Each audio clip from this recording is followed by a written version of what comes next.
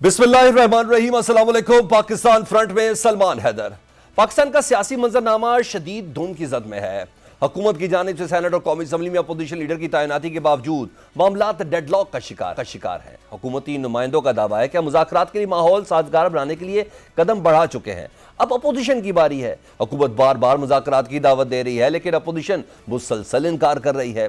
PTI 8 फरवरी की हड़ताल से पीछे हटने को तैयार नहीं। खैबर पख्तूनख्वा में दहशतगर्दी के हवाले से पीटीआई का बयानिया भी डेडलॉक की बड़ी वजह है।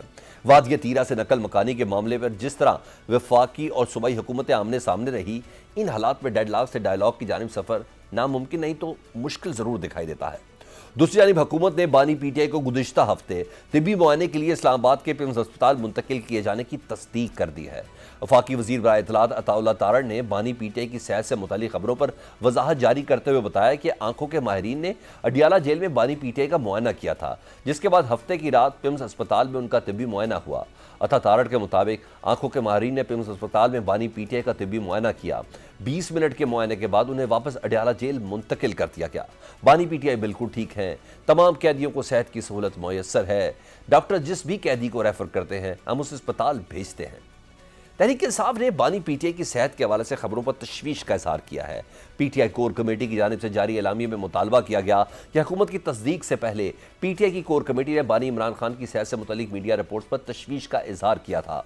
बानी की सेहत से मुतालिक वाज़ेह और मुकम्मल मालूमात फराहम की जाए और उनकी फैमिली, पार्टी रहनुमाओं और वकला से फौरी मुलाकात करवाई जाए। दूसरी जानिब बानी पीटीआई की लीगल टीम ने बानी और पुशरा बीबी के तिब्बी मुआयने की दरख्वास्त रावलपिंडी के इंसदाद दहशतगर्दी की अदालत में दायर कर दी है। दरख्वास्त में कहा गया कि बानी पीटीआई की सेहत के हवाले से उनकी फैमिली को तशवीश है।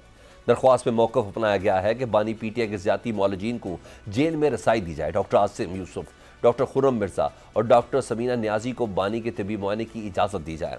मुतल्लिका डॉक्टर बानी पीटीआई की मेडिकल हिस्ट्री से आगाह है।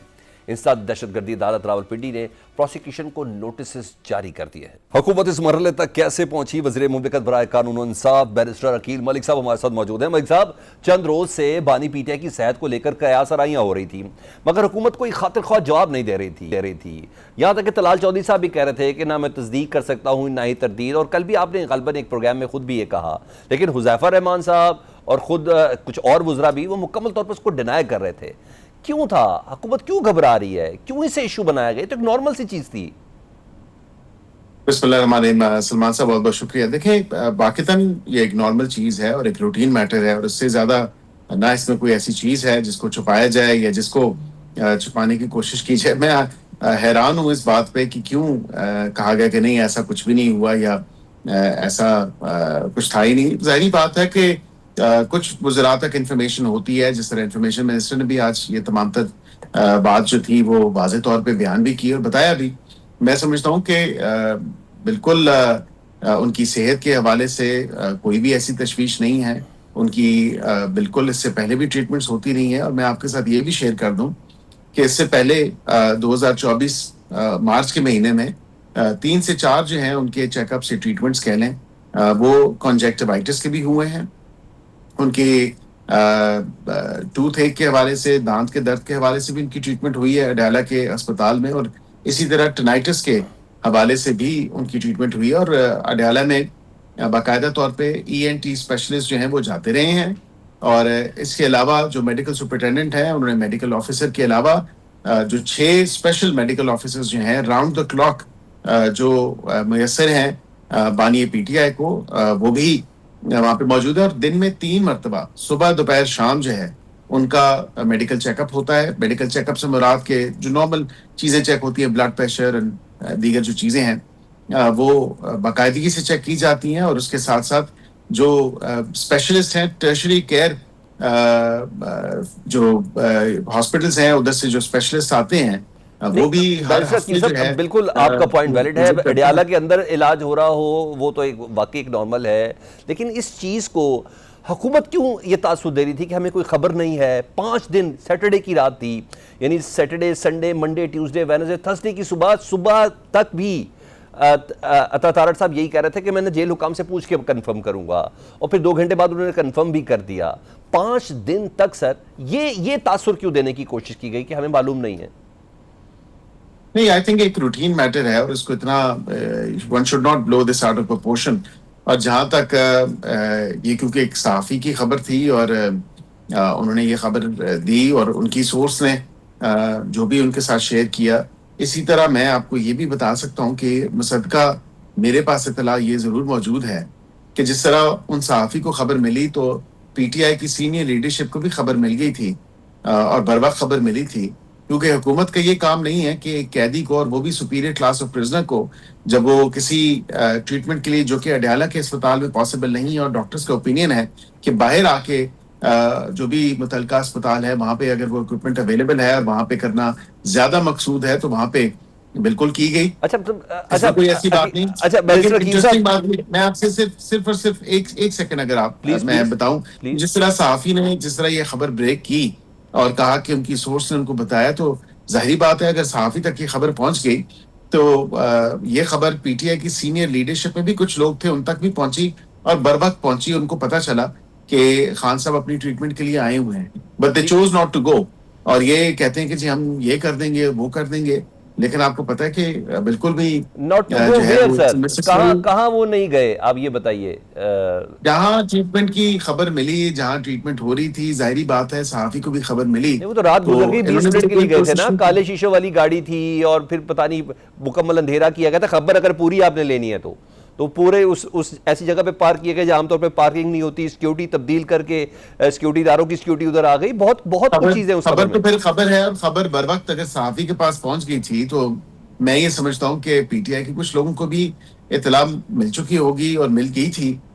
मिल चुकी क्या होगी बल्कि वाकईतन मिल गई थी, लेकिन उस पर उन्होंने नहीं। अच्छा चले, अगर आप ये कह रहे हैं कि पीटीआई के लोगों को पता चल गया, कोई साफी ने भी तकरीबन 36 घंटे बाद इस खबर को ब्रेक किया था, उसको उसके सोर्स ने बताया था जब ये मामला हो चुका था। लेकिन माजी में सर जब पीटीआई पॉलिटिकल लीडर्स के बीमार होने पर सियासत करती थी ना, आप यकीन जाने हम इसके खिलाफ आवाज उठाते थे। आप लोग तो दो हाथ आगे हैं सर, खान साहब का ट्रीटमेंट हुआ, आप पॉलिटिकल लीडरशिप की बजाय खान साहब की फैमिली को क्यों नहीं मालूम? ऐसा क्यों है? ऐसा क्यों एक इम्पैक्ट आ रहा है कि जैसे ये पॉलिटिकल विक्टिमाइजेशन हो रही है? बिल्कुल भी नहीं सलमान साहब, मैं आपको वाजे तौर पे अगर बयान करूं और बताऊं कि ये कोई लाइफ थ्रेटनिंग, अल्लाह माफ करे, कोई ऐसी सिचुएशन नहीं थी, अल्लाह ना करे। और ये बिल्कुल एक नॉर्मल रूटीन मैटर था और उनकी अपनी कंसेंट शामिल थी और ये तमाम चीजें रिकॉर्ड का हिस्सा होती हैं। और ये उनकी कंसेंट जो है वो खुद थी। उन्होंने तकलीफ जो है वो उनको जब हुई तो डॉक्टर्स ने जब एग्जामिन किया तो डॉक्टर्स का ओपिनियन ये था कि उनको वहां पे ट्रीट किया जाए क्योंकि यहाँ पे इक्विपमेंट अवेलेबल है और जो है वो जो जिस चीज की उनकी ट्रीटमेंट थी और उसकी इक्विपमेंट जो है वो बेहतर जो है वो वहां पे मौजूद थी। तो जाहिर बात है सारी इक्विपमेंट भी अडयाला की जो अस्पताल है अडयाला के अंदर उन तक मौजूद नहीं होती और ये बर वक्त ही जो है इनको ट्रीटमेंट फराहम की गई। और बिल्कुल ऐसी बात नहीं है कि फैमिली को इन्फॉर्म करना कोई लाजम मलजूम नहीं है, अनलेस एंड अनटिल इट्स अल्लाह माफ करे कोई लाइफ थ्रेटनिंग सिचुएशन ना हो जिसमें वो खुद चल के गए हैं। वो खुद जो है वो जाहिर बात है कि आंख के हवाले से तमाम तर मामला था और इससे मैं पहले भी बता चुका हूँ, इससे पहले भी उनकी 3 से 4 ट्रीटमेंट्स हो चुकी हैं अडयाला के अंदर कंजक्टिवाइटिस की।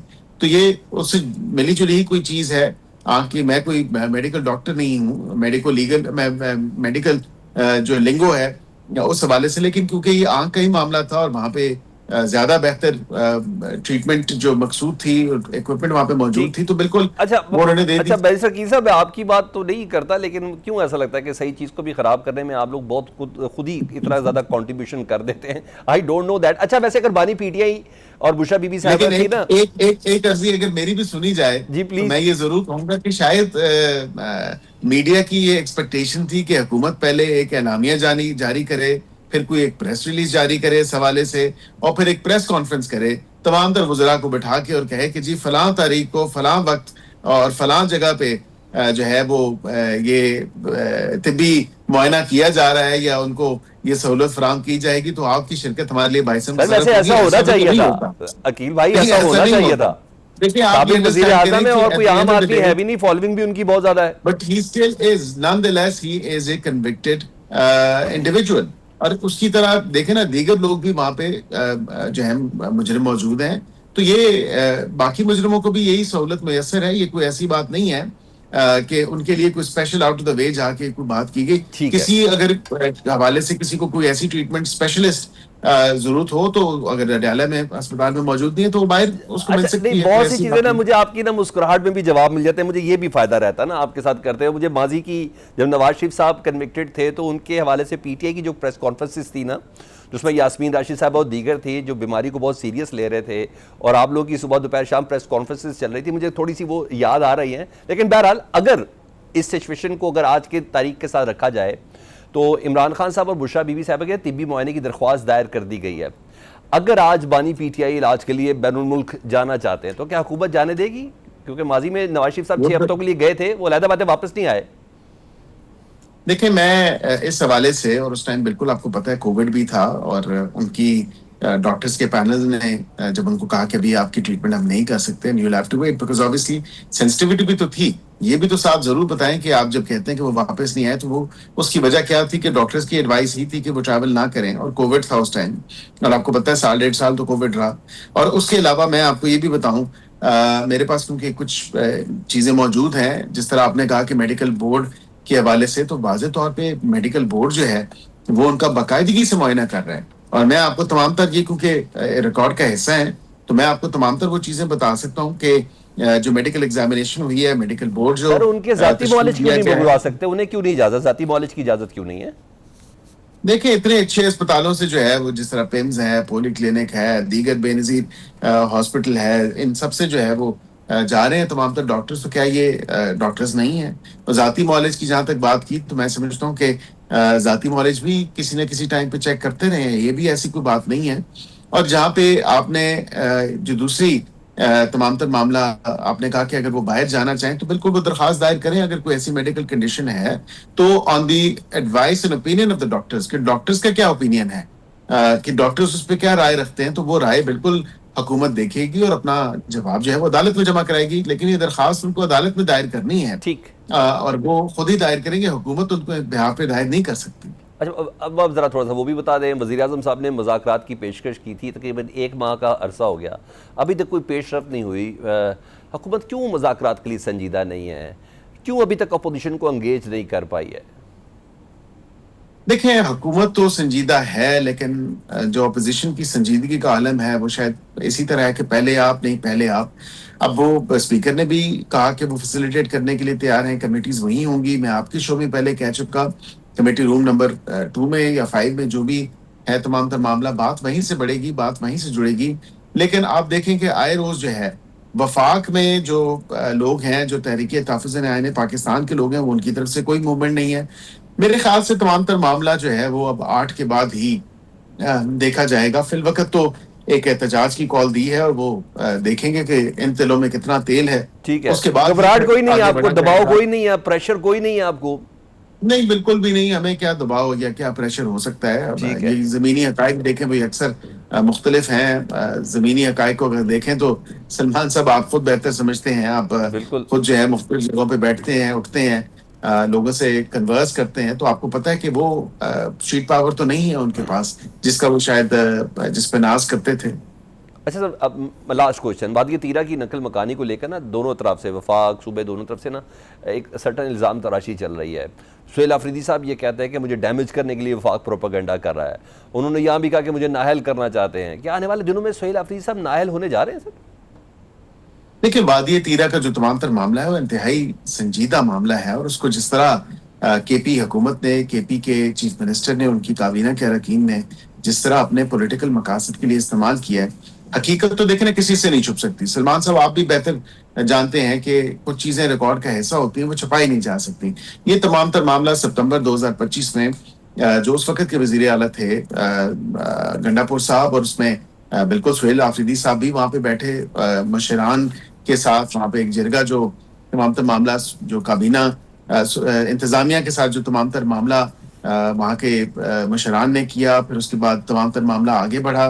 फिर इन्हीं की काबीना ने नवंबर में जो है वो एक इन प्रिंसिपल एग्रीमेंट किया। उन्होंने कहा जी बिल्कुल हम इजाजत देते हैं 4 अरब रुपए की, कि ये जो वॉलंटरी रीलोकेशन है या खुद नकल मकानी है इन लोगों की, तो बिल्कुल उसको हम सपोर्ट करते हैं और उसके लिए पैसे मुख्तस करते हैं। फिर उस काबीना के, अपने ही काबीना के फैसले को नहीं मान रहे, फिर उनके अपने ही डीसी खैबर जो सूबाई इंतजामिया का जो है वो एहलकार है या जो भी एक ऑफिसर है, उसको जो है उसने पहले एक खत लिखा अक्टूबर में पीडीएमए को इस हवाले से, फिर उसने दिसंबर में एक नोटिफिकेशन जारी किया वॉलंटरी रिलोकेशन के हवाले से, उसको भी ये नहीं मान रहे। अपने ही सूबाई इंतजामिया के जो इकदामात हैं उनको ये नहीं कर रहे।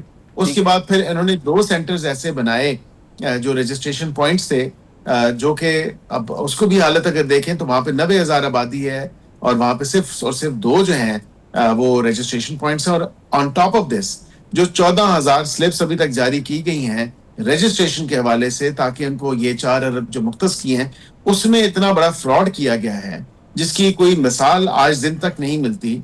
मैं सलमान साहब आपको ये वसूख के साथ बता सकता हूं कि उसमें से 14,000 में से 6,000 ऐसे लोग हैं जो ना तो वादी तीरा से ताल्लुक रखते हैं, ना वहां के मकामी हैं, ना वहां के रिहायशी हैं, ना वहां पे वो रजिस्टर्ड हैं। उनकी रजिस्ट्रेशन करवा के जो तमाम तर मामला ये खुर्द बुर्द करना चाहते हैं 8 फरवरी के हवाले से अपना ये जो अवाम के टैक्स के पैसों पे एहतजाज बरूए कार लाना चाहते हैं, तो ऐसा नहीं होगा। ये सवाल तो उठेंगे, इन सवालों का जवाब देना इनको पड़ेगा। और जो सूबे की इंतजामिया है, जो सूबे की चीफ मिनिस्टर और उनकी टीम है, और वो जवाबदेह होंगे।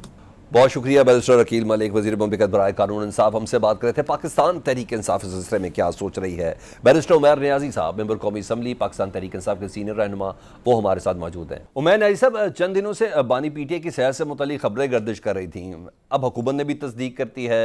वज़ीर इत्तलात हैं ततारड़ साहब, वो कहते हैं खान साहब बिल्कुल सेहतमंद हैं, उन्हें आंखों के मुआयने के लिए अस्पताल ले जाया गया था। अब आप मुतमईन हैं इस स्टेटमेंट से? तो मैं समझता हूँ ये बहुत परेशान कुन ख़बर है। खान साहब की सेहत के हवाले से फिल फोर फैमिली की, उनके ज़ाती मौलेज की मुलाकात होनी चाहिए, ताकि तमाम तर जो रूमर्स हैं खान साहब की सेहत के हवाले से वो जो है ना दम तोड़ें।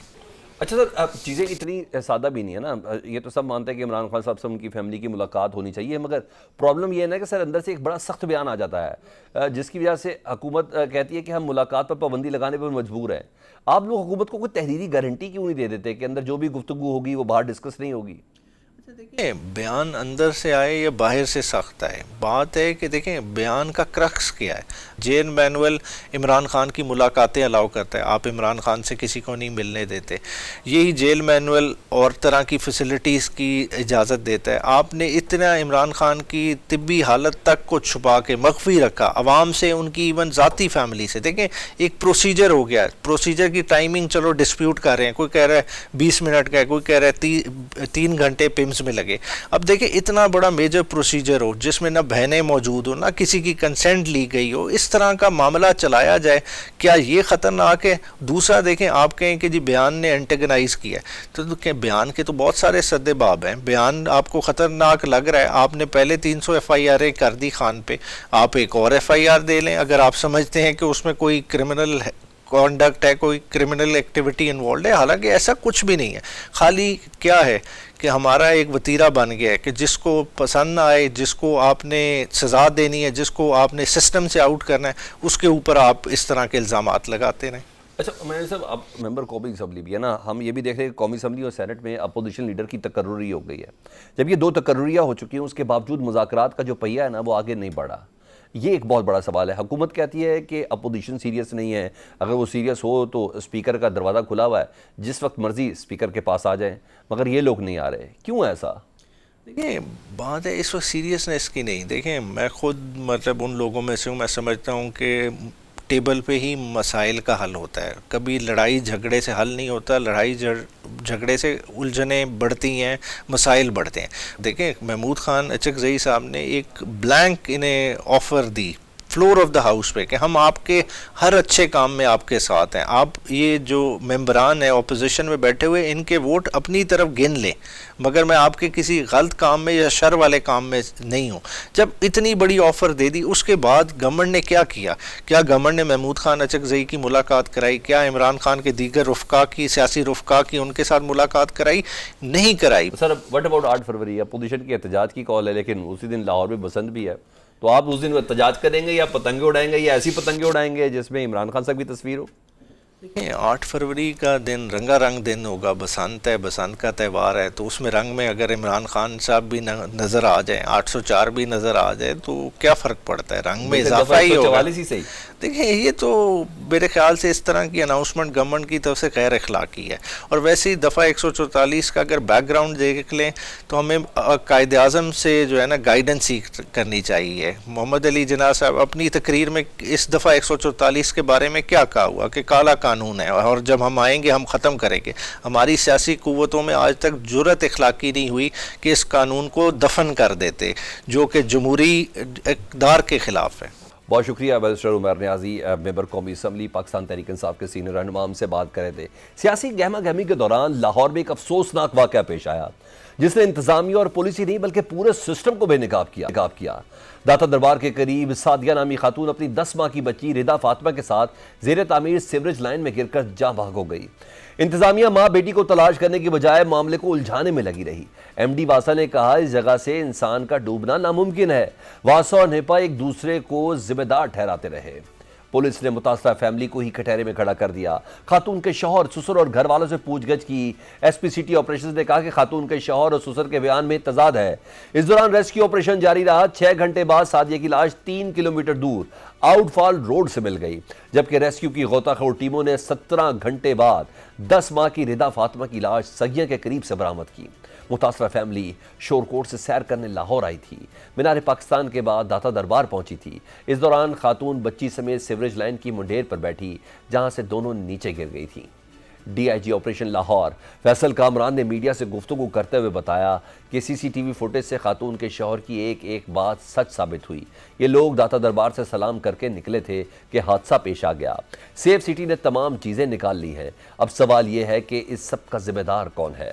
पंजाब हुकूमत एक्शन खुशाइंद है, लेकिन क्या चंद अफसरान को मुअत्तल करना काफ़ी है?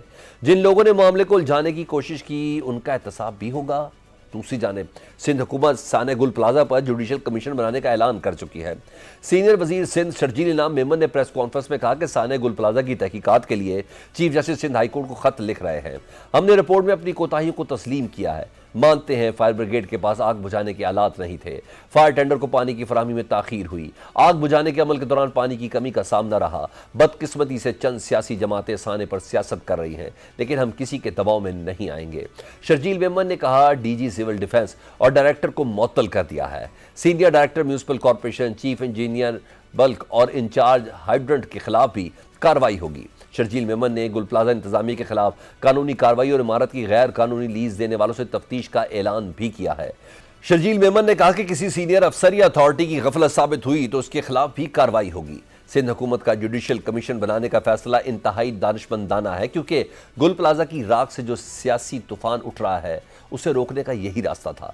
लेकिन सिंध हुकूमत को चाहिए कि जब कमीशन की रिपोर्ट तैयार हो जाए तो किसी मसलत का शिकार हुए बगैर इसे पब्लिक किया जाए और जिम्मेदारों को निशाने इबरत बनाया जाए, क्योंकि यही वो वाहिद रास्ता है जिससे मुस्तकबिल में किसी साने को रोका जा सकता है। पाकिस्तान फ्रंट इस ब्रेक के बाद। ट्रंप की टैरिफ वॉर के नतीजे में दुनिया में नई मुआशी सफबंदियां जारी है। अमरीकी इत्तेहादी, यूरोपीय यूनियन और भारत ट्रंप टैरिफ के मुकाबले के लिए एक साथ खड़े हो गए हैं। 27 रुकनी यूरोपीय यूनियन और तकरीबन 1.5 अरब आबादी का मुल्क भारत मुआशी मफाद के लिए 2 दहाइयों के बाद आज़ाद तजारती मुआहदे पर मुत्तफिक हो गए हैं। बरतानवी वज़ीर आज़म मुआशी मुआहदे के लिए चीन में मौजूद हैं। सर कीयर स्टार्मर 2018 के बाद चीन का दौरा करने वाले पहले बरतानवी वज़ीर आज़म हैं। गैर मुल्की खबर रसाई एजेंसी के मुताबिक 60 कारोबारी और सकाफती शख्सियात भी बरतानवी वज़ीर आज़म के हमरा हैं। सर कीयर स्टार्मर कहते हैं, चीन बरतानिया के लिए अहम है। दुनिया के बड़े मुआशी खिलाड़ियों की हैसियत से चीन के साथ स्ट्रेटेजिक और तसलसल का ताल्लुक हमारे कौमी मफाद में है। Great hall of the people में चीनी सदर शी जिनपिंग से मुलाकात में बरतानवी वज़ीर आज़म ने कहा कि मैं यहाँ बरतानिया के अवाम को जहन में रखते हुए मौजूद हूँ। चीन आलमी सतह पर एक अहम खिलाड़ी है। यह जरूरी है कि हम एक ज्यादा संजीदा ताल्लुकात कायम करें। इससे पहले कनाडा के वजीर आजम मार्क कार्नी, जिन्होंने हाल ही में आलमी मंजरनामे में बड़ी तब्दीली के बारे में खबरदार किया था, चीन का दौरा करके लौटे हैं। मार्कानी ने कनाडा में चीनी इलेक्ट्रिक गाड़ियों पर टैरिफ 100% से कम करके 6.1% करने का ऐलान किया। बीजिंग में सहाफियों से गुफ्तगू करते हुए कैनेडियन वजीर आजम ने कहा, बदले में चीन कैनोला के बीजों पर आए तकरीबन 84% टैरिफ कम करके 15% तक ले आएगा। ये दोनों ममालिक के ताल्लुकात में एक तारीखी और मुस्बत पेशरफ्त है। इन शोबों में ताउन बढ़ाने की जरूरत है जहां मफादात मुश्तरक हैं।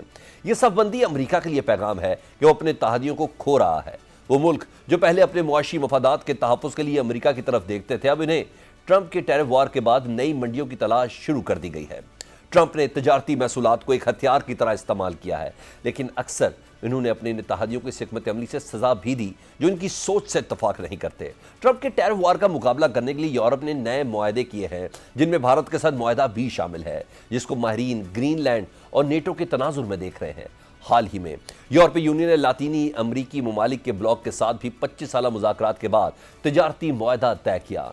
माहिरीन का मानना है कि इसमें भी ट्रंप का किरदार था। ऐसे में इंडिया और यूरोपीय यूनियन का मुआहदा मजीद अहम हो जाता है, क्योंकि इससे ट्रंप को यह पैगाम दिया गया है कि आलमी ताकतें उनकी इंतजामिया के खिलाफ इकट्ठी होने की कोशिश कर रही हैं। इससे सवाल पैदा होता है कि आखिर अब क्या चीज़ बदली। इसका जवाब ट्रंप इंतजामिया के फैसलों से जुड़ी गैर यकीनी और उनसे पैदा होने वाला आलमी मंजरनामा है जो तेजी से बदल रहा है। माइकल कुगलमैन एटलांटिक काउंसिल में जनूबी एशिया अमूर के माहिर हैं। वो कहते हैं कि इंडिया और यूरोप ऐसे अमरीकी टैरिफ का सामना कर रहे हैं जो गैर मुतवक्के थे, और कहा जा सकता है कि इसी वजह से यह मुआहदा हुआ। इनके मुताबिक इसी वजह से इंडिया और यूरोपीय यूनियन ने बहुत से ऐसे मामला जो हल नहीं हो पा रहे थे एक जानिब रख दिए।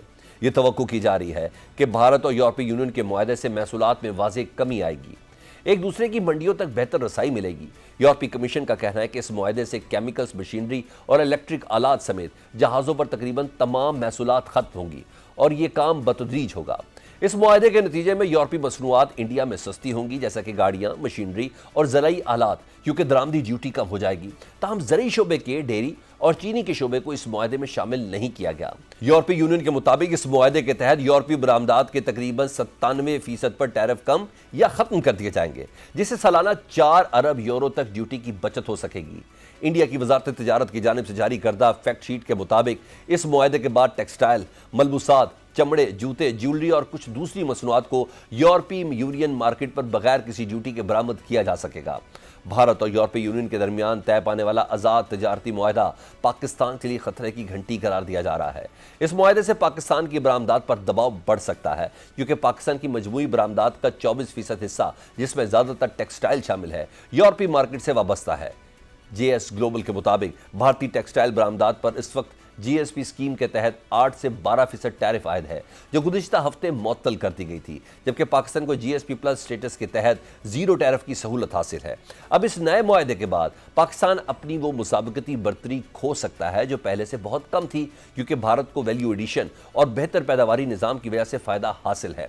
रिपोर्ट में मजीद कहा गया कि यूरोपीय यूनियन अमेरिका के बाद पाकिस्तान की टेक्सटाइल बरामदात की अहम तरीन मंजिल है। स्टॉक एक्सचेंज में रजिस्टर्ड कंपनियों में से गुल अहमद का 58%, इंटरलूप का 45% और निशाद मिल्स 25% यूरोपीय यूनियन में कारोबार दीगर के मुकाबले में ज्यादा है। पाकिस्तान टेक्सटाइल काउंसिल के चेयरमैन फवाद अनवर ने इस मुआहदे के असरात पर शदीद तशवीश का इजहार करते हुए खबरदार किया कि यूरोपीय मार्केट में पाकिस्तान की पहले से कमजोर मुसाबकत को अब वजूद बरकरार रखने के खतरे का सामना है। फवाद अनवर के मुताबिक पाकिस्तान यूरोपीय यूनियन को तकरीबन 9 अरब डॉलर की अशिया बरामद करता है, जिनमें से 65% वैल्यू एडेड टेक्सटाइल मसनूआत हैं। हालिया तजारती दादोशुमार के मुताबिक 2024 में यूरोपीय यूनियन को पाकिस्तान की टेक्सटाइल बरामदात 6.2 अरब डॉलर थी, जो भारत की 5.6 अरब डॉलर की बरामदात से मामूली ज्यादा थी। फवाद अनवर ने कहा कि फर्क कभी भी ढांचा जाती नहीं, बल्कि इसकी बुनियादी वजह पाकिस्तान को हासिल जीएसपी प्लस की रियायत थी, जबकि भारत को 12% तक टैरिफ का सामना था। अब इस मुआहदे के जरिए भारतीय मलबूसात को जीरो ड्यूटी की सहूलत मिलने से पाकिस्तान का यह फायदा खत्म हो गया है। साबिक निगरान वजीर तिजारत गौहर एजाज ने यूरोपीय यूनियन और भारत के तजारती मुआहदे को पाकिस्तान की सनतों के लिए बड़ा खतरा करार दिया है। गौहर एजाज ने कहा कि तजारती मुआहदे से पाकिस्तान की 9 अरब डॉलर की टेक्सटाइल एक्सपोर्ट भी ही नहीं, 1 करोड़ अफराद का रोजगार भी मुतासिर हो सकता है। गौहर एजाज ने कहा कि इस मुआहदे के बाद यूरोपीय यूनियन की जानिब से पाकिस्तान को मिलने वाला हनीमून पीरियड खत्म हो गया। पाकिस्तान समेत तमाम इलाकाई ममालिक अब जीरो टैरिफ का इतलाक होगा। इससे कबल सिर्फ पाकिस्तान के लिए यूरोपीय यूनियन ने जीरो टैरिफ फ्राहम किया हुआ था।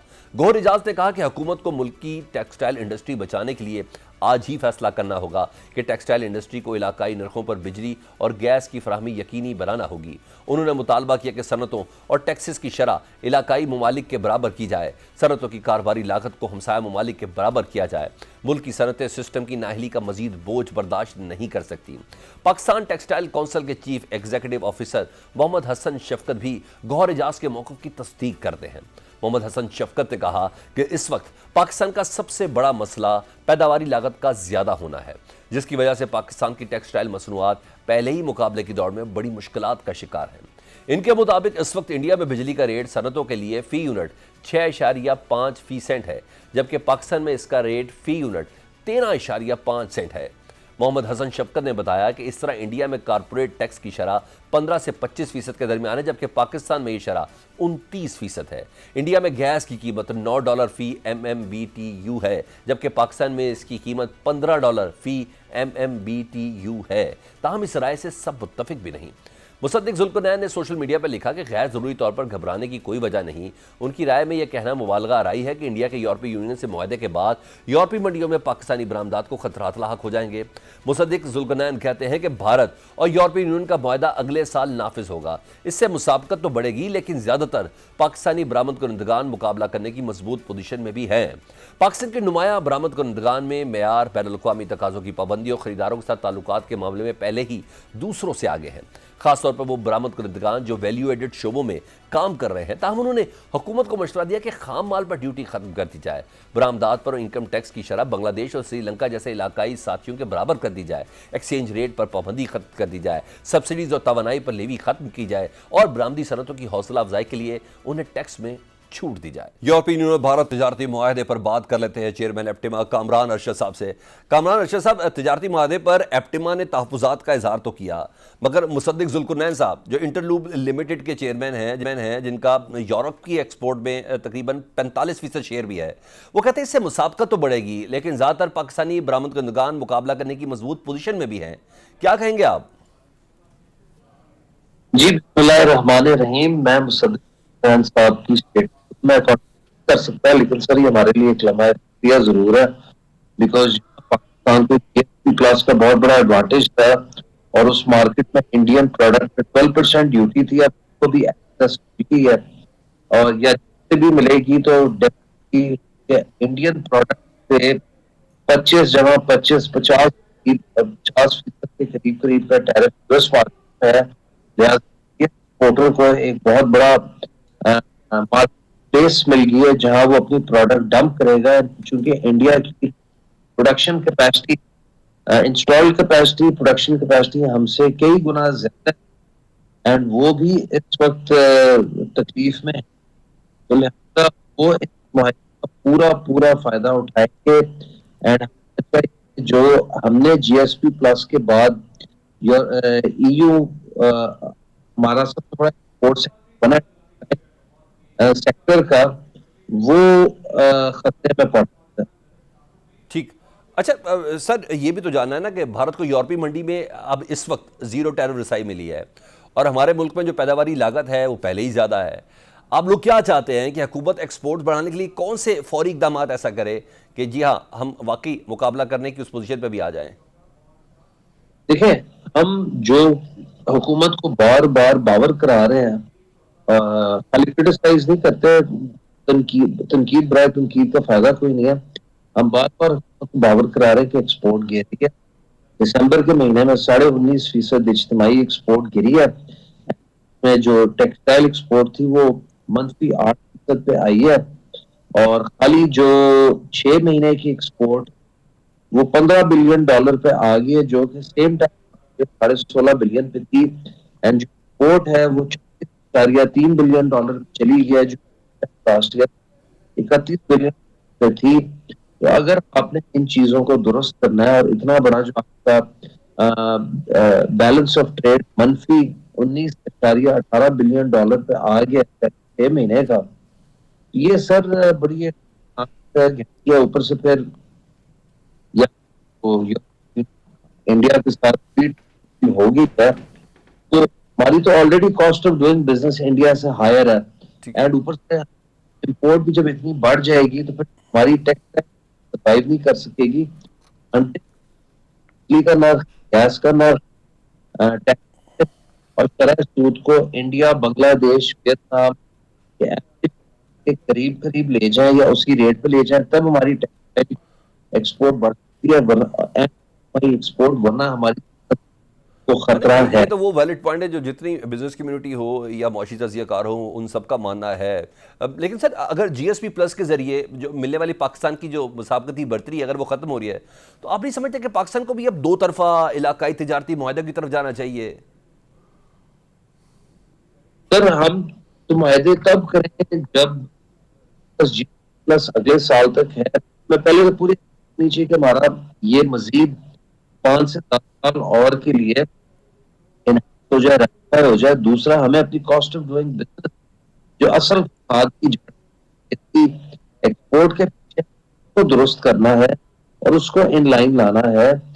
सारे ये कंपीटिंग ममालिक जिनका मैंने नाम लिया, बांग्लादेश, ये अपने एक्सपोर्टर्स को सब्सिडी देते हैं और बड़े हैवी सब्सिडी के पैकेज। हम किसी किस्म की कोई मांग रहे, बरात मांग रहे, हम सिर्फ ये कह रहे हैं कि जो 131 अरब रुपए आप इजाफी चार्ज करते हैं बिजली के टैरिफ में, जिसका हमसे कोई लेना नहीं है, तो सब्सिडी नहीं कहते, उसको क्रॉस सब्सिडी कहते हैं, जो आप हमसे लेके दूसरे सेक्टर्स की ट्रांसमिशन, डिस्ट्रीब्यूशन, इनएफिशिएंसीज को फंड कर सारा वो हमारे ना हमारी कॉस्ट ऑफ सप्लाई से उस 31 अरब रुपए का कोई लेना देना नहीं है। उसको गवर्नमेंट कहीं और बजट किसी और को चार्ज करे या पीएसडीपी का अच्छा ये बना ले। कामरान रशीद साहब, अब मुझे जो आपकी बात से अखज़ हुआ, यानी बिजली, गैस और टैक्स की जो बुलंद शरें हैं ये पाकिस्तान की टेक्सटाइल इंडस्ट्री का मसला भी है और इन हालात में अहदाफ हासिल करना मुमकिन होगा बल्कि सनत सुकड़ेगी, ऐसे ही खदशा है? बिल्कुल ऐसे है सर, और ये ऑलरेडी हो रहा है और इससे हमारी एक्सपोर्ट भी गिर गई है। तो 1.5 बिलियन से कंपेयर से 6 महीने की एक्सपोर्ट $16 बिलियन थी, जो कि साल 6 महीने में $15 बिलियन, $8 बिलियन यहाँ से उड़ गया।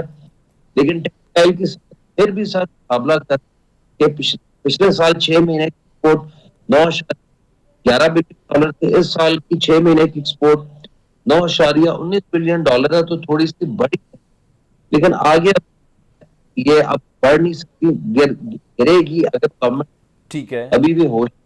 अच्छा कामरान साहब, हमारे लिए एक दूसरी सिचुएशन में अपॉर्चुनिटी है या खतरे की घंटी है? मेरा मामला है यूरोप और भारत में ना तजारती मुआहदा हुआ, इसके अलावा चीन के साथ बरतानिया और कनाडा की भी कुर्बतें बढ़ रही हैं, ये एक नई सबबंदी तो हो रही है।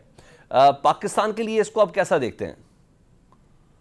तो मैं पाकिस्तान के लिए इस तरह देखता हूँ कि पाकिस्तान को भी, हमारी हुकूमत वक्त को भी, कॉमर्स मिनिस्ट्री को भी करने पड़े। पास प्रेफरेंस फ्री ट्रेड एग्रीमेंट नहीं है, हमें वो डील्स नेगोशिएट करनी पड़ेंगी एंड फास्ट ट्रैक बेसिस पे। नई मार्केट प्रेफरेंशियल फैक्टर्स हमें चाहिए होगा, क्योंकि दुनिया इस वक्त अब फ्री इकोनॉमिक से वापस प्रोटेक्शनिज्म एंड प्रोटेक्टेड इकोनॉमी की तरफ जा रही है। बिकॉज ये जब अमेरिका ने स्टार्ट किया तो बाकी हर मुल्क की देखा देखी ये कर रहा है। तो हमें सर अगर प्रोग्राम बनाया उड़ान पाकिस्तान और $50 बिलियन का टारगेट रखा है या उससे ज्यादा $60 बिलियन का, उसके लिए सर वो अचीव नहीं हो पाना जब तक आप बिजली, गैस, सूद, टैक्सेशन इनको ठीक नहीं करेंगे। मुझे ज्यादा कुछ कहने की जरूरत नहीं है। ठीक, आपने मल्टीनेशनल्स कितनी पाकिस्तान से छोड़ के गए हैं, उसमें हाई टैक्स एक ठीक। नई मुआशी सीरियस रिजर्वेशन है। चेयरमैन एप्टमा को कामरान रशीद साहब वो बता रहे थे कि हुकूमत को बुनियादी तौर पर ये इकदाम फ़ौरन करने होंगे, लेकिन पाकिस्तान को फिर नुकसान हो सकता है। बहुत शुक्रिया कामरान रशीद साहब, आप हमसे बात कर रहे थे। मजीद गुफ्तगू आगे बढ़ रहे थे। बाहर मईशत हैं, सीनियर तजियाकार है फ़र्रुख सलीम साहब। फ़र्रुख सलीम साहब, ट्रंप की टैरिफ पॉलिसी के बाद हम देख रहे हैं कि दुनिया में नई मुआशी सबबंदी हो रही है। यूरोप की भारत से ट्रेड डील, अमरीकी इत्तेहादी, कनाडा और यूके के वज़राए आज़म का दौरा चीन। बताइएगा क्या ये आर्जी अमल है या आलमी तिजारत मुस्तकिल तौर पर एक नए ब्लॉक सिस्टम में दाखिल हो चुकी है? देखिए, पिछले कोई 70 सालों से एक वर्ल्ड ऑर्डर था जो रूल्स की बुनियाद पे चल रहा था। अब लगता ऐसा है कि वो रूल्स की बुनियाद से हटके अब वो इंटरेस्ट ड्रिवन बन गया है। हर मुल्क जो है वो अपना मुफाद देख रहा है और हर मुल्क जो है वो दूसरे मुल्क से या दूसरे अलायंस के साथ सिर्फ और सिर्फ अपने ही मुल्क के मुफाद में वो बढ़ना चाह रहा है, जिसको वो कहते हैं कि इंटरेस्ट ड्रिवन वर्ल्ड ऑर्डर। तो वो पुराना वाला मामला खत्म होता नजर आ रहा है, एक नया मामला शुरू होता नजर आ रहा है। और इसमें खास तौर पे अभी जो इंडिया का एक फ्री ट्रेड एग्रीमेंट है यूरोपियन यूनियन के साथ, वो उसका खास एक इम्पैक्ट पाकिस्तान के ऊपर आ सकता है और एक नई सिमत जो है वो नजर आ रही है कि किन ममालिक ने आपस में इत्तेहाद कायम करना है। और यहाँ पे एक बड़ा इम्पोर्टेंट सबक ये है कि तिजारत जो है वो प्योरली सिफारतकारी न समझे उसको। तिजारत में बहुत बड़ा रोल जो है वो मैथ का भी होता है। और सर, अगर अब भारत को यूरोपीय मंडी में जीरो टैरिफ रसाई मिल जाती है तो पाकिस्तान के लिए जीएसपी प्लस की इफादियत कितनी बाकी रह जाएगी? क्या पाकिस्तान को अब मुतबादिल मंडियों की तरफ जाना चाहिए? जी, इसमें तो कोई शक नहीं कि पाकिस्तान को मुतबादिल मंडियों की तरफ भी जाना चाहिए और अपना जो एक्सपोर्ट का बेस है उसको डाइवर्सिफाई भी करना चाहिए। देखिए, हमारी कोई तकरीबन 2/3 एक्सपोर्ट जो है वो टेक्सटाइल रिलेटेड हैं, वो कॉटन रिलेटेड हैं। एक नया आइटम जो एक्सपोर्ट का सामने आया है, खास तौर पे मई की जो हमारी भारत के साथ जंग थी, उस जंग की जीत के नतीजे में वो डिफेंस सेक्टर के एक्सपोर्ट्स हैं। अब मैं ये सोचता हूँ कि जो डिफेंस सेक्टर के एक्सपोर्ट्स हैं उनमें भी वही महंगी बिजली इस्तेमाल की जा रही है और उसके बावजूद कोई 8 या 10 अरब डॉलर के JF-17 के और दूसरे दिफाई इक्विपमेंट के ऑर्डर जो हैं वो पाकिस्तान ने जीत लिए हैं। तो टेक्सटाइल एक्सपोर्टर जो हैं इनको भी अपनी रिसर्च बढ़ानी पड़ेगी। इनको सिर्फ और सिर्फ ये बेडशीट्स के आस पे बैठे रहें और यूरोपियन यूनियन को बहुत ही कम वैल्यू एडेड प्रोडक्ट्स की जो एक्सपोर्ट है उसके ऊपर हमारे सनतकारों को और एक्सपोर्टर्स को नजरसानी करनी होगी और रिसर्च की तरफ मजीद जो है वो सिमत बढ़ानी होगी। तो क्या सर, हम क्या ये अज्यूम कर लें क्योंकि जब बरतानिया का आलमी सतह पर असर रसूख थोड़ा खत्म होना शुरू हुआ था तो सबसे पहले उनकी करेंसी गिरावट का शिकार हुई थी। अब जब डॉलर की गिरावट हो रही है तो क्या ये कहना दुरुस्त होगा कि आने वाले दिनों में सिर्फ अमेरिका तन्हा ही सुपर पावर नहीं रहेगा बल्कि दुनिया बाइपोलर सिस्टम की तरफ बढ़ रही है? देखिए, उम्मीद जरूर हो सकती है ये कुछ हलकों की, लेकिन अभी तक जो लग रहा है कि ये अमेरिका जो प्योरली इंटरेस्ट ड्रिवन पॉलिसीज के ऊपर चल निकला है और अभी तक उसको उसमें कामयाबियां आ रही हैं और बाकी ममालिक जो हैं वो उससे कमजोर नजर आते हैं। जो कामयाबी उसको वेनेजुएला में हासिल हुई वहां पे डॉलर की एक सुप्रीमेसी नजर आती है। वहां पे ये लगता है कि जो ममालिक चल निकले थे कि वो अपना तेल जो है वो नॉन डॉलर करेंसी में बेचेंगे, उनको वहां पे एक हार का सामना हुआ है। अभी ये कहना कि ये वर्ल्ड जो है ये यूनिपोलर की तरफ से बाइपोलर की तरफ जा रही है, I think it's too early to say. अभी ईरान वाला मसला जो है वो सामने आ रहा है और जैसे मैंने पहले कहा कि अभी तक तो ये नजर आ रहा है कि जो इंटरेस्ट ड्रिवन पॉलिसीज सदर ट्रंप ने इख्तियार कर रखी हैं उसमें उसको हार नहीं जीत हो रही है। बहुत शुक्रिया माहिर मईशत फारूक सलीम साहब हमसे बात कर रहे थे पाकिस्तान फ्रंट। इस ब्रेक के बाद पाकिस्तान ने बोर्ड ऑफ पीस को इब्राहिम मुआहदे से जोड़ना, गलतफहमी और बैन अल-अक़वामी फोर्स में शमूलियत की खबरों को कबल वक्त करार दे दिया है। तर्जुमान दफ्तर खारजा कहता है कि पाकिस्तान इब्राहिम मुआहदे का हिस्सा नहीं बनेगा। बोर्ड ऑफ पीस को इब्राहिम मुआहदे से जोड़ना गलतफहमी है। हफ्तावार ब्रीफिंग में ताहिर इंदरावी ने कहा कि पाकिस्तान ने बैन अल-अक़वामी इस्तेहकाम फोर्स में शमूलियत का कोई फैसला नहीं किया है। पाकिस्तान ने बोर्ड ऑफ पीस में नेक नियति के तहत शमूलियत इख्तियार की है। बोर्ड ऑफ पीस में शमूलियत का मकसद गजा में जंगबंदी को मुस्तहकम बनाना है। बोर्ड ऑफ पीस का दूसरा मकसद गजा की तामीर नौ में मुआवनत है। तीसरा मकसद फलस्तीनी अवाम के हक खुद इरादियत पर मबनी देरपा अमन का क़याम है। तर्जुमान दफ्तर खारजा ने कहा कि पाकिस्तान अकेला नहीं बल्कि 7 दीगर मुस्लिम ममालिक भी बोर्ड ऑफ पीस में शामिल हैं। सऊदी अरब, मिस्र, उर्दन, UAE, इंडोनेशिया और कतर भी बोर्ड ऑफ पीस का हिस्सा है। बोर्ड ऑफ पीस का आगाज गुज़िश्ता बरस सितंबर में इज्तिमाई कोशिशों के तहत हुआ। बोर्ड ऑफ पीस गजा और मसला फ़लस्तीन के लिए उम्मीद की किरण है। ताहिर इंदरावी कहते हैं कि 2 बरस से गजा की अवाम शदीद तबाही और इंसानी बहरान का शिकार है। अक़वाम मुत्तहिदा की कोशिशें इसराइली जारहियत रोकने में नाकाम रही हैं। बोर्ड ऑफ पीस को अक़वाम मुत्तहिदा की सलामती कौंसिल की करारदाद की मंजूरी हासिल है। बोर्ड ऑफ पीस अक़वाम मुत्तहिदा का मुतबादिल नहीं बल्कि मुआविन प्लेटफॉर्म है। दूसरी जानिब हमास ने ऐलान किया है कि वो गजा की इंतजामी जिम्मेदारियां एक फ़लस्तीनी टेक्नोक्रेट कमेटी के हवाले करने के लिए तैयार है। हमास के तर्जुमान हाजिम कासिम ने बताया कि गजा में इक़्तिदार की मुंतकली के तमाम इंतजामात मुकम्मल कर लिए गए हैं, फाइलें तैयार हैं और मुख्तलिफ शोबों में इख्तियारात की मुंतकली के लिए कमेटियाँ तश्कील दी जा रही हैं। इनके मुताबिक गजा की मुकम्मल सिविल इंतजामिया टेक्नोक्रेट कमेटी के सुपुर्द की जाएगी। कमेटी के सरबराह फ़लस्तीनी अथॉरिटी के साबिक नायब वजीर अली शास के बारे में बताया गया है कि वो रफ़ा बॉर्डर खुलते ही गजा में दाखिल होंगे। हमास ने मुतालबा किया है कि रफ़ा गुजरगाह दोनों सिमतों में मुकम्मल आज़ादी के साथ खोली जाए और इसमें इसराइली रुकावटें शामिल ना हो। उधर अमेरिका ने गजा की गैर फौजी कार्रवाई का मनसूबा अक़वाम मुत्तहिदा की सलामती कौंसिल में पेश कर दिया है, जिसमें कहा गया है कि गजा में हमास का किसी भी सूरत हुकूमती किरदार कबूल नहीं है। अमरीकी मंदूब के मुताबिक गजा में तमाम सुरंगें और असलहा साज फैक्ट्रियाँ तबाह होंगी। बैनुल-अक़वामी मुबस्सिरीन गजा में असलहा तलफी के अमल की निगरानी करेंगे। गजा में असलहा जब्ती के लिए आलमी सतह पर बाईबैक प्रोग्राम पर गौर जारी है। रूस और चीन ने अमरीकी करारदाद पर अक़वाम मुत्तहिदा में एहतजाज किया और वोटिंग के अमल में हिस्सा लेने से गुरेज किया। दूसरी जानिब ईरान और अमरीका के दरमियान तनाव अभी भी बरकरार है। सदर ट्रंप ने ईरान को जौहरी हथियारों से मुतालिक मुआहदे के लिए फौरी मुज़ाकरात पर आमादा होने का मुतालबा किया है। उन्होंने खबरदार किया है कि अगर ऐसा ना किया गया तो अमरीका की जानिब से अगला हमला पहले से कहीं ज़्यादा शदीद होगा। ईरान ने अपने खिलाफ अमरीका की फौजी कार्रवाई की सूरत में अमरीका, इसराइल और उनके हिमायतियों को निशाना बनाने की धमकी दे दी है। ईरानी सुप्रीम लीडर खामनाई के मुशीर अली शामखानी ने अपने बयान में कहा कि अमरीका की तरफ से फौजी कार्रवाई हुई तो अमरीका, इसराइल और उनके हिमायतियों को निशाना बनाएंगे।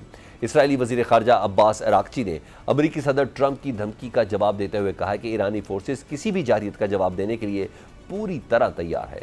ईरानी फोर्सेस की उंगलियां ट्रिगर पर हैं। अब्बास अराक्ची ने कहा कि ईरान ने हमेशा शफाफ जौहरी मुआहदे का खैर मकदम किया है। ऐसा जौहरी मुआहदा जिसमें जौहरी हथियार ना हो और जो ईरान के हकूक़ को यकीनी बनाए। दूसरी जानिब अक़वाम मुत्तहिदा में ईरानी मिशन की जानिब से मुज़ाकरात की बात की गई है। ईरानी मिशन की जानिब से सोशल मीडिया पर जारी बयान में कहा गया कि ईरान बाहमी एहतराम और मफादात की बुनियाद पर मुज़ाकरात के लिए तैयार है, लेकिन अगर ईरान पर दबाव डाला गया तो ईरान अपना दिफा करेगा और ऐसा रद्द-ए-अमल देगा जो पहले कभी नहीं दिया। पाकिस्तान ने एक बार फिर ईरान पर ताकत के इस्तेमाल और पाबंदियों की मुखालफत की है। तर्जुमान दफ्तर खारजा ने कहा कि पाकिस्तान हमेशा पुरअमन तरीके से मसाइल के हल की बात करता है। हम ताकत के इस्तेमाल और इक्तसादी पाबंदियों के हक में नहीं, हम उम्मीद करते हैं कि अमन बहाल होगा। पाकिस्तान फ्रंट से सलमान हैदर को इजाजत दीजिए। अल्लाह हाफिज।